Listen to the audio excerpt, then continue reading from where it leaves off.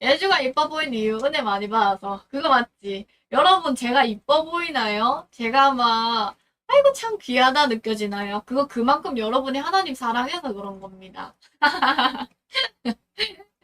아, 물론, 저도 이제 은혜 받고, 저도 하나님 너무 사랑하니까, 이게 사랑에 빠진 사람이니까, 저도 막 평안하고 기분 좋죠? 근데, 그거를 알아볼 사람들은 진짜 하나님을 사랑하는 사람들이 알아보는 거예요. 맞죠, 맞죠? 그렇습니다. 여러분도 은혜의 시간을 잘 보내고 계신다. 훈련의 과정이었다면, 맞아.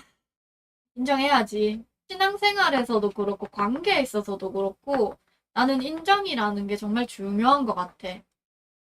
신앙생활에 있어서도 네가 죄인이야 라고 했을 때 내가 왜? 이게 아니고 그래 내가 죄인이지. 그래야 하나님의 진노와 심판을 피하고 그래야 회개를 할 수 있으니까. 그리고 관계에 있어서도 무슨 트러블이 생기면 인정을 하면 일단 그 분위기가 좀 가라앉는 것 같아. 네가 그래 그래 그랬잖아 라고 했을 때 아 아닌데 하다가도 그래 네가 기분 나빴으면 미안하다. 요게 난 정말 중요하다고 생각하거든. 인정하는 거 중요한 것 같다. 자, 여러분, 그림을 하나 보여드리도록 하겠습니다. 요 그림은 제가 이제 2월 동안 그렸던 그림인데요. 여러분, 이번 6월 달은 밀농사가 시작되는 시반월이었습니다. 이스라엘에는 주식이 이제 밀이잖아요. 그 추수의 시간을 들어가기 전에 예수님께서 이 시간에는 빈손으로 안 보내신다는 거예요. 그래서 6월에는 새로운 도구를 허락하시는 한 달이었거든요. 제가 메시지를 듣고 또 예배를 하면서 새 도구를 얻기 위해서 추수의 시간으로 들어가기 위해서 그 정결과 거룩을 소망하는 마음으로 요 빨래를 그렸는데요. 성경에서 말하는 옷은 삶을 뜻하잖아요. 그래서 우리들의 옷이 저렇게 걸려있고 예수님이 이 깨끗하게 빨아주신, 거룩하게 해주신 이게 제가 6월 달에 그린 그림이었어요. 우리의 삶이 날마다 하나님께 나아가서 하나님께서 우리 삶을 깨끗하게 빨아주시기를 소망해요. 그리고 이 월상 예배 때 하나님이 저에게 주셨던 은혜를 한번 차근차근 나눠보도록 하겠습니다. 일단 첫 번째로 사람은 포기하는데 하나님은 포기하지 않으신다. 그쵸? 사람은 포기하죠. 근데 하나님은 포기하지 않으시죠. 사람은 구속사의 약속이든 뭐 우리에게 주신 뭐 가나안 땅이든 큰 민족이든 천하 만민이 복받은 대로 돌아오는 그 약속이든 신경도 안 쓰지만 하나님은 당신의 약속을 이루어 가시는 분이잖아요. 우리의 삶도 보면 그럴 거예요. 하나님이 우리에게 어떤 약속의 말씀을 주셨고 우리도 처음에는 믿음으로 이렇게 아멘하고 나아가잖아요. 근데 마음이 금세 식어버린다고.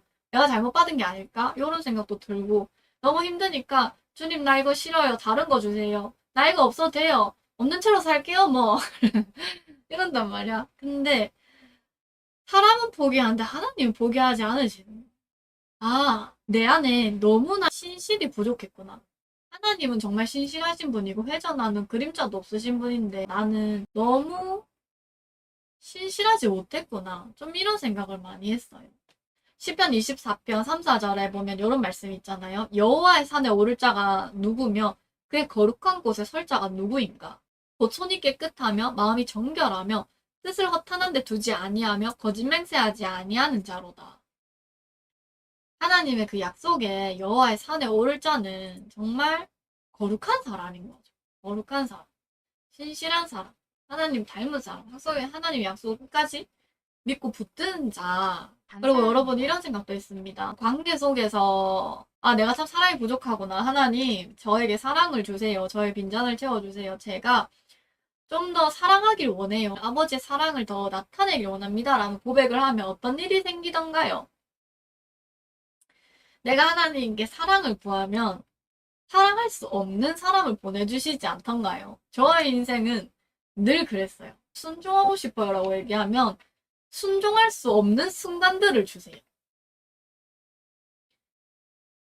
내가 거룩을 얘기하면 거룩할 수 없는 상황을 주세요. 왜 그럴까?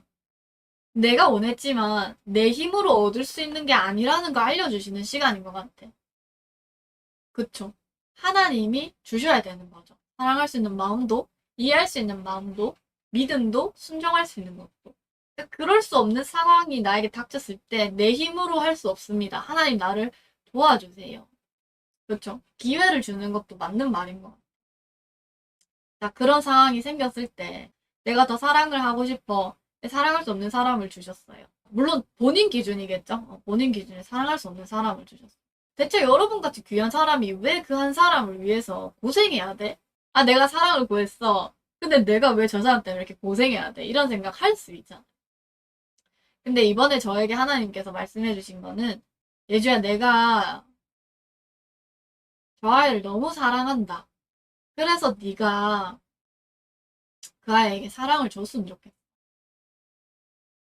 그 제 입장에서는 왜 나를 계속 끊임없이 다듬어서 넘기려고 하실까? 이렇게 생각했는데, 여러분의 어떤 동력자가 그런 분이 있다면, 이렇게 생각하세요. 이 아까운 나를 주다니. 하나님 저 사람 정말 사랑하나 보다. 근데 그 하나님이 정말 사랑하는 사람을 여러분에게 동력자로 주시는 거예요.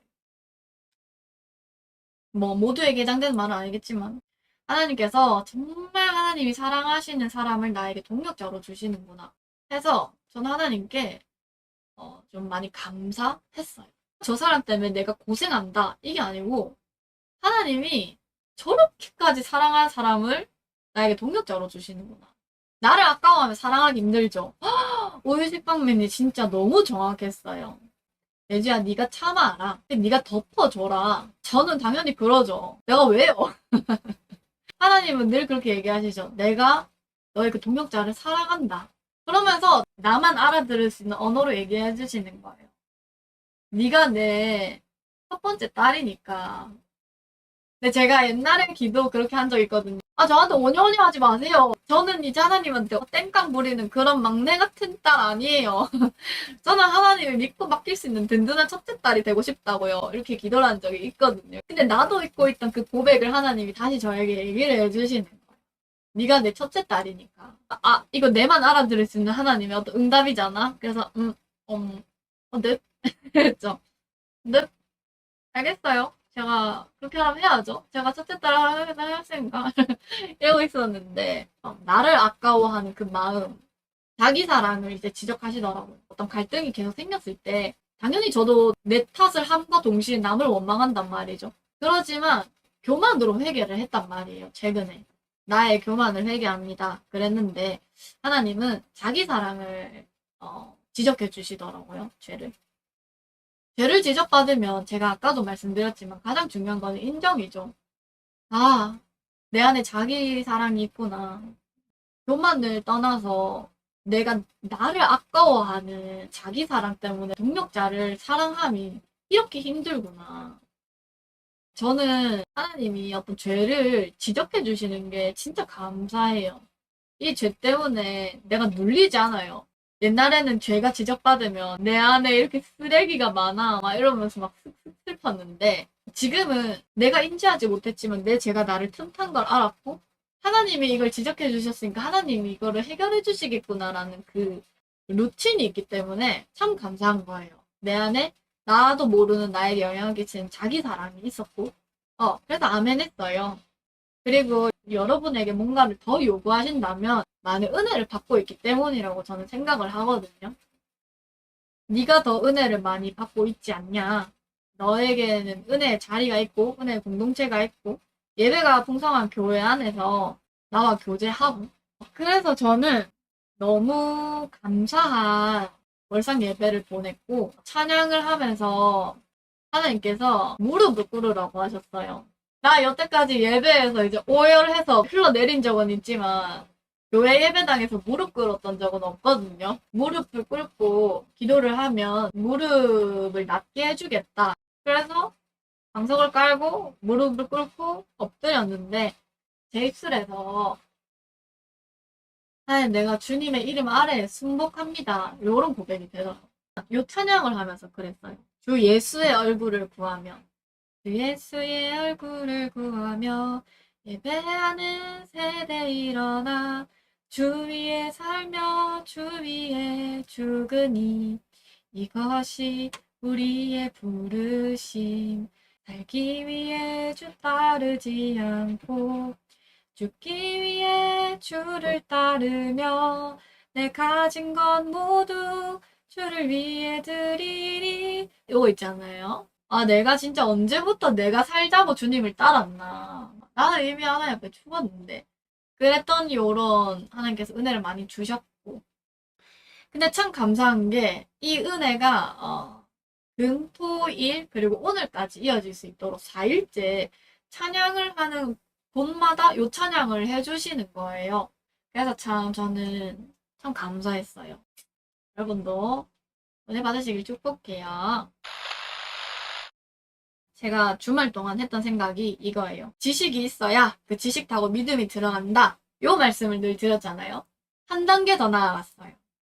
지식이 있어야 지식 타고 믿음이 들어옵니다. 내가 죄인인 줄 알아야 죄인이라는 지식으로 말미암아 하나님의 심판이 있고 내가 심판받고 죽을 수밖에 없는 존재라는 걸 알게 됐을 때 그럼 난 어떻게 살아야 돼? 라고 했을 때 예수님을 믿으면 내 죄가 사해지고 나는 살 수 있다. 이게 믿어져? 라고 하지만 지식이 일단 있으면 어느 순간 하나님의 때에 믿어지게 하십니다. 지식 타고 믿음이 들어가는데 이제 더 나아가서 그 믿음 따라 능력이 나타난다는 겁니다. 우리의 그 성령의 능력은 믿음이 있기 때문에 나타나는 거죠. 저의 믿음은 조금씩 더 선명해지고 있고 제가 정말 손을 얹고 누군가를 기도했을 때 그때의 그 믿음이 비로소 발휘될 것 같아요. 그래서 저는 지금의 이 어려운 훈련의 시즌을 참 감사한 마음으로 기대한 마음으로 나아가려고 합니다.